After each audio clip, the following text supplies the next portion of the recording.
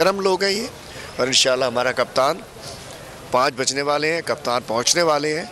कल मैं उनके साथ था, कंटेनर में था, लेकिन जब अटक पुल पे पहला टाकरा हुआ तो मैं निकल कर आ गया, और उसके बाद अटक पुल से लेके डी चौक तक कंटेनर, टीयर गैस, और पूरे पाकिस्तान में, कराची से यहाँ तक, मैं कहना चाहता हूँ कुछ भी कर लो, अब ये क्राइम मिनिस्टर और इसका जो क्रिमिनल गैंग है इसको जाना पड़ेगा। इलेक्शन अनाउंस करें, असम्बलियाँ तोड़े, नहीं तो 100 जूते और 100 प्याज।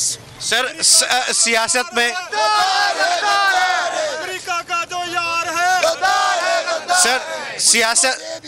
सियासत में हर पे आखिर तो है ही नहीं, क्या पीटीआई मुज़ाकरात के लिए बैठ सकती है?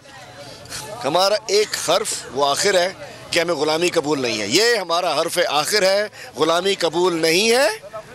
बातचीत करनी है, इलेक्शन अनाउंस कर दो, हम कर रहे हैं, डेट तय कर लेंगे बैठ के, कोई पीछे नहीं हटना। चूँकि हम क्या मांग रहे हैं कि हमारा फैसला, पाकिस्तान का फैसला पाकिस्तान की आवाम करे, अमेरिका क्यों करे?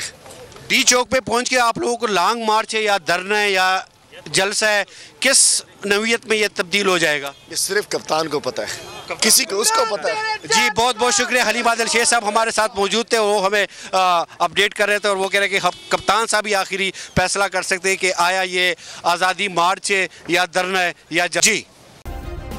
सब्सक्राइब करें और बेल दबाएं ताकि कोई खबर रह न जाए।